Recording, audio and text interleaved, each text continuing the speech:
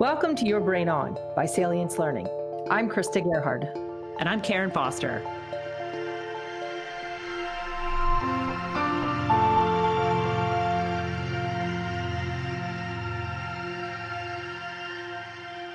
It's a very interesting topic around feedback because feedback is so critical and it's so difficult to deliver in a way that is meaningful. And I like your suggestions around, essentially connecting it to the what if or the why that provides a better, more tangible sort of rationale for the type of feedback that you've provided.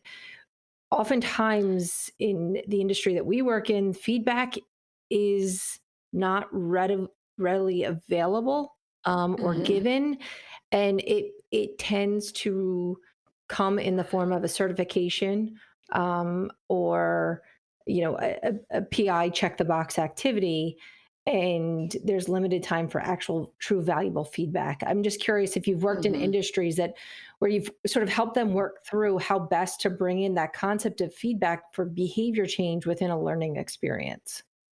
Yeah, and I mean, this is a hard problem, right? Like, Mhm. there's a lot of these environments, and so you can play into things that are a different value for people. So, for example, like the hand washing one, right? In healthcare, like I've looked at that one a lot because it's an interesting problem, right? Like, if you look at my hands right now, they look pretty clean.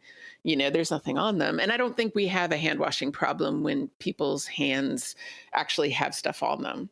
Like if you've got some kind of visible thing on your hands, you need to wash them. And I don't think we have a big issue of people ignoring hand washing when they actually have stuff on their hands.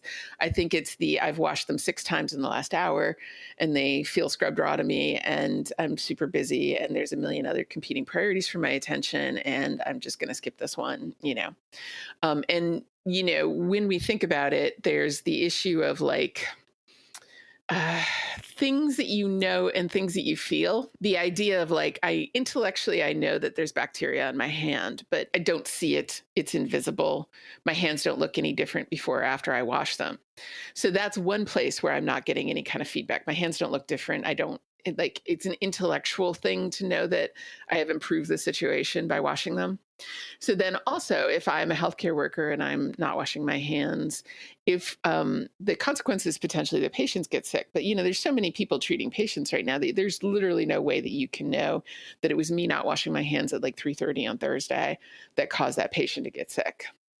And you won't know for a while. And the only way that you know that you have an issue, like demonstrably in terms of evidence, is that your infection rates are going up, or that you're out of step with the norms for the rest of the hospital or for other hospitals or things like that.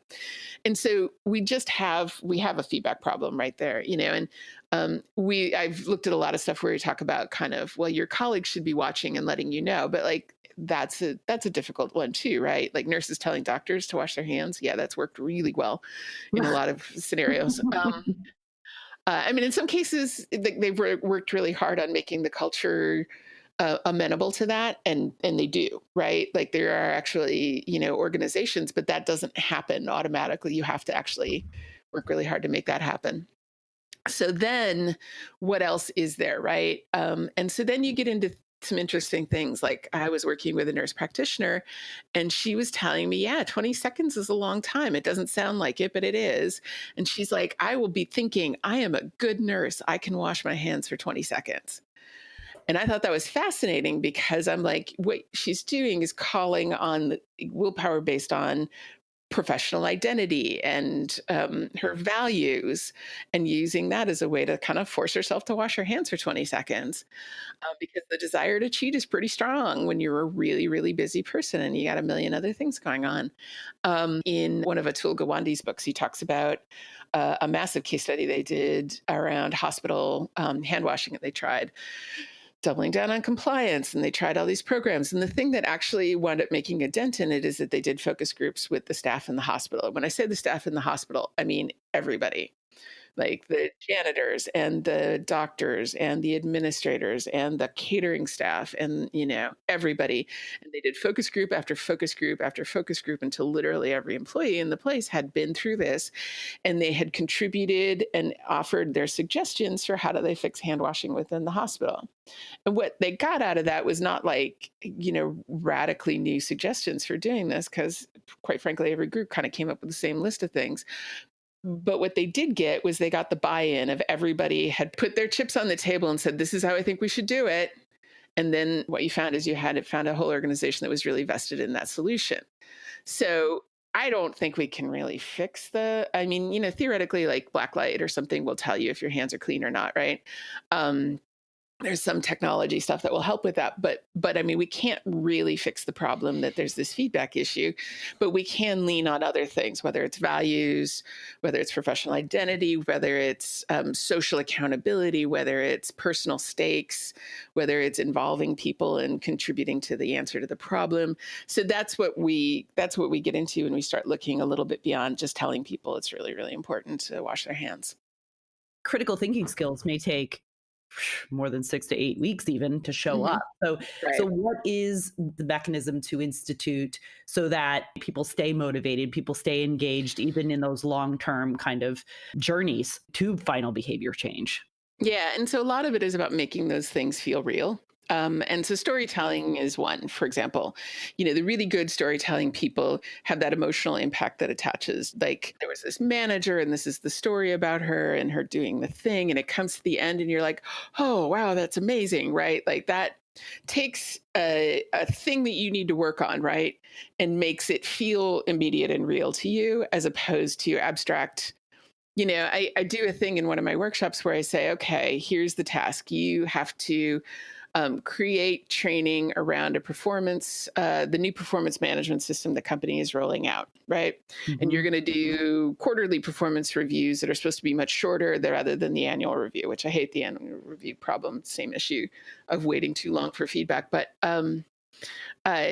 so what are the good things that could come of that for the people that are going to be in your class, right? And I always have people tell me, there's some good stuff that could come out of that. You could have a better relationship with your employees. You could have, they could perform better. You could do better. You could feel more competent as a leader, lots of really kind of big, powerful stuff, right? But how tangible does that feel to you when you're sitting in class learning how to fill out the boxes in the performance appraisal system? And the answer is not really, right? And so if you were like, I just need to do this thing and I'm going to make several things about my job and my team way better. And tomorrow things are going to be better for my team, right? But of course, that's not how that works. Mm-hmm. And so the question is, can you make that feel visible or quite frankly, salient for those people?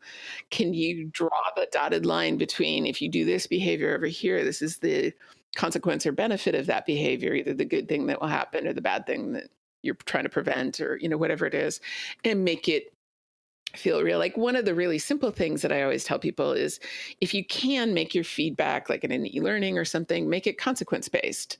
So don't say that was a bad choice. Say, here's what happened because you made that choice.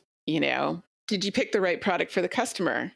You might say, no, that's not the right product because blah, blah, blah. Or you can just say, this is what happened to that customer. They either walked away or they didn't buy from you or something else happened or, whatever it is, because the more distant the relationship is between the action and the consequence or the action and the reward, the more it feels vague and intangible, and likelihood plays into it, severity plays into it. Those things are all part of the mix. But whenever it feels too vague and too distant, people really struggle with those behaviors. Thank you for listening to this episode of Your Brain On by Salience Learning. Please subscribe to us on Apple Podcasts, Spotify, or wherever you listen to podcasts. I'm Karen Foster. And I'm Krista Gerhard. And we'll see you next time.